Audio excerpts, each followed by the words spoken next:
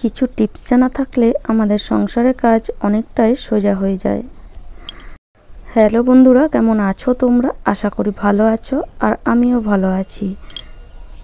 তো আবার আমি তোমাদের জন্য এমন কিছু টিপস নিয়ে এসেছি যেটা ইউজ করলে তোমাদের সংসারের কাজ অনেকটাই সোজা হয়ে যাবে, আর সাথে সাথে তোমাদের সময় ও খরচ অনেকটাই বাঁচবে। তাহলে চলো শুরু করা যাক। এই ধরনের সসের প্যাকেটগুলো আমরা সাধারণত শেষ হয়ে গেলে ফেলে দিই, কিন্তু এগুলো ফেলে না দিয়ে এগুলো আমরা আমাদের সংসারে অনেক কাজে লাগাতে পারি।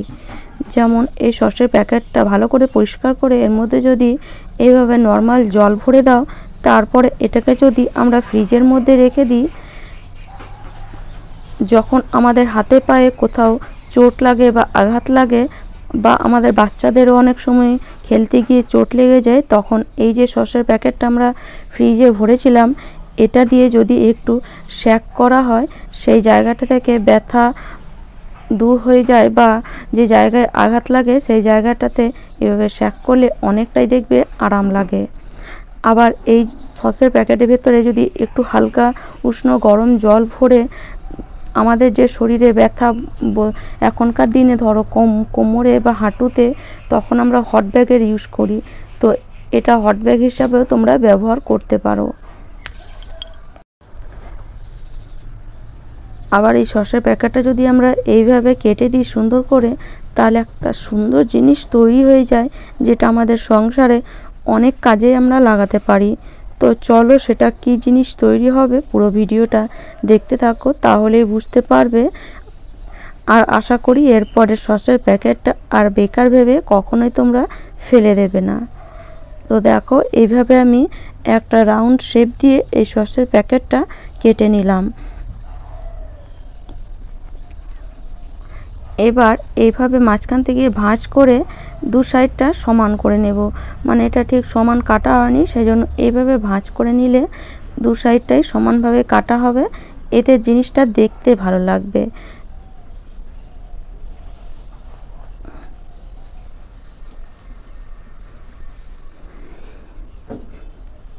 তো দেখো, এইভাবে দু সাইডটা আমি এবার সমান করে কেটে নিয়েছি।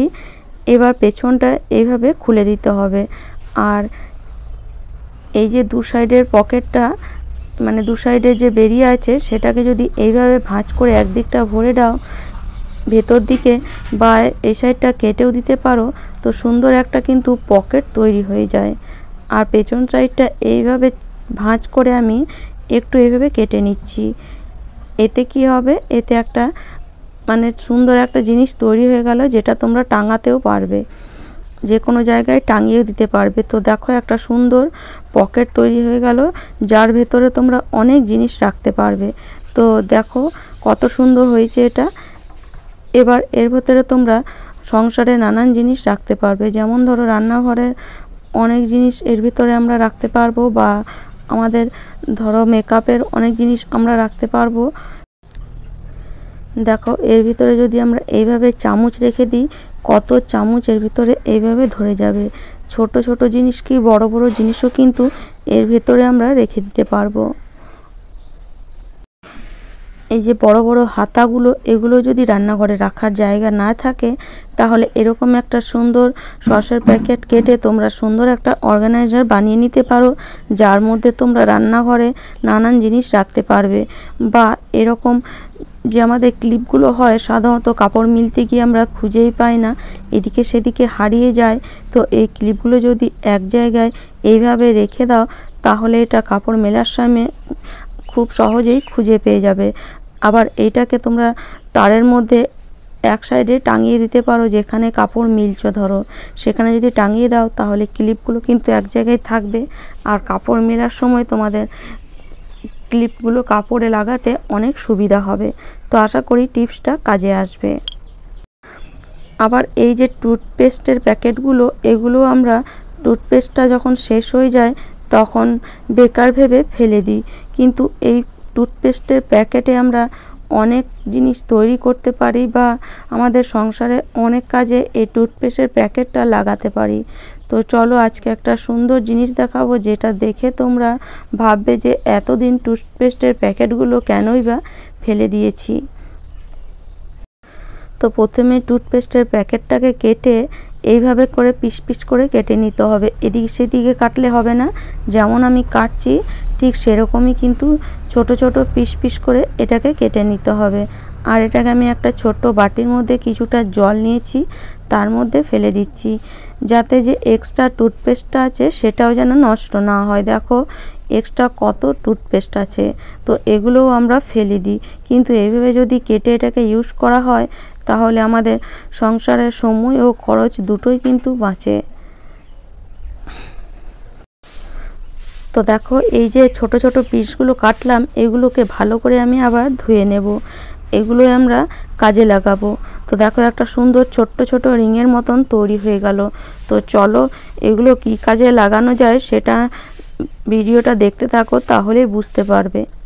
দেখো আমাদের আলমারিতে আমাদের কাপড় রাখার জায়গা থাকে না, প্রত্যেক বছর পুজোর সময় তো আমরা কাপড় কিনি, আর এই কিনতে কিনতে আলমারি এতই ভরে যায় যে আলমারিতে আর কাপড় রাখার মতন জায়গা থাকে না।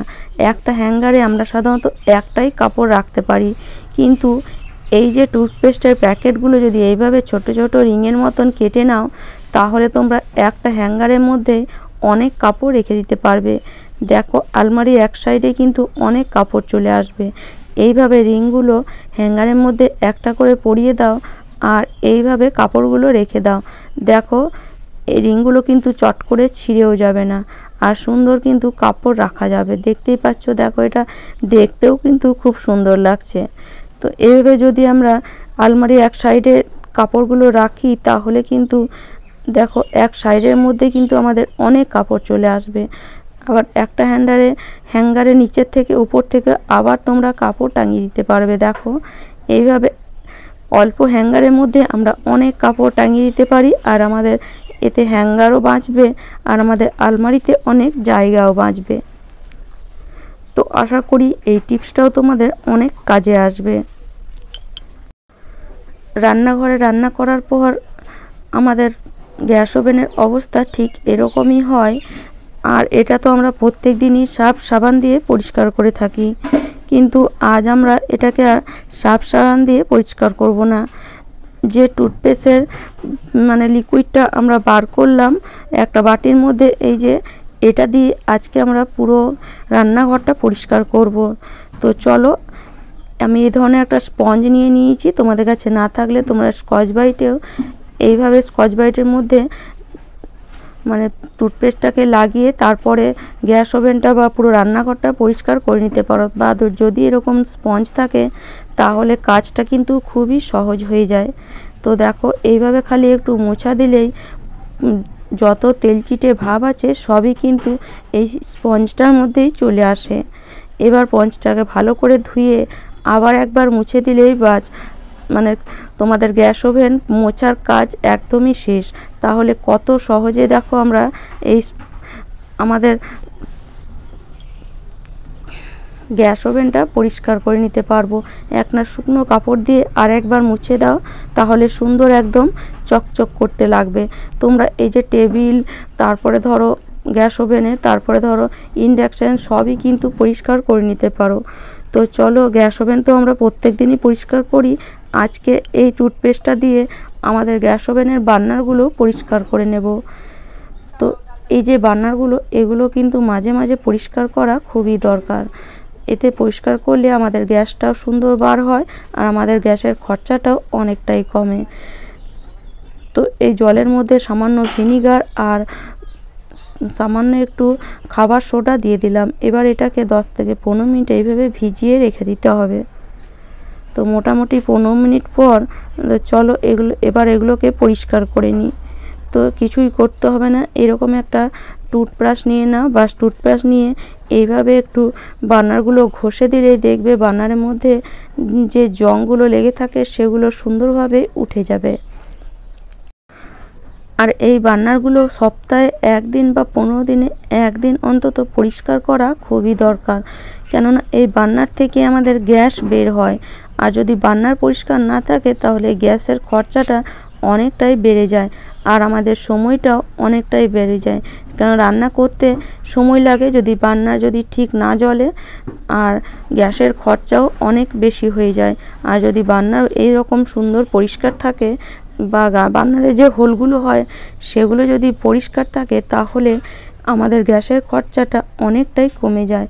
তার সাথে সাথে আমাদের সময় ও খরচ অনেকটাই ধরো কমে যায়। দেখো এই যে হোলগুলো দেখো কত সুন্দর, একদম পুরো বোঝা যাচ্ছে। তো এরকমই কিন্তু বান্নারে হোলগুলো পরিষ্কার রাখা দরকার। তো আমি যেহেতু সপ্তাহে একদিন এটাকে পরিষ্কার করি, সেই জন্য দেখো বান্নারের হোলগুলো তোমরা পুরো পরিষ্কার বুঝতে পারবে। আর এইভাবে যদি সপ্তাহে একদিন পরিষ্কার করো, তাহলে তোমাদের সময়টাও অনেকটাই বাঁচবে। পরিষ্কার করতে খুব বেশি সময় লাগবে না। আর এই যে জলটা, এটাকে কিন্তু এবার ফেলে দিও না। ফেলার আগে এই যে সিঙ্কের কল বা বেসিনের কলটা, এটা দিয়ে খুব সুন্দর পরিষ্কার করে নিতে পারো। একটা পুরনো স্কচ ব্রাইট দিয়ে এইভাবে যদি বেসিন বা সিঙ্কের কলটা একটু ঘষা দাও, এই টুথপেস্টের জলে কিন্তু খুব ভালো পরিষ্কার হয়। তো দেখো এইভাবে একটু ঘষা দিয়ে ভালো করে জল দিয়ে ধুয়ে দিলে একদম চকচক করবে। আর বাকি জলটা, এই সিঙ্কটা আমি পরিষ্কার করে নেব বাকি জলটা দিয়ে। তো এইভাবে জলটাকে ঢেলে নিয়ে তারপরে সিঙ্কটাকে একটু ঘষা দিলে সিঙ্কটাও কিন্তু সুন্দর পরিষ্কার হয়ে যাবে। তো এই যে টুথপেস্টের জলটা, এটাকে তো আমরা এমনি ফেলে দিই, কিন্তু ফেলে দেওয়ার আগে এইভাবে যদি পরিষ্কার করে নিই, তাহলে আমাদের সময় ও খরচ অনেকটাই বাঁচবে।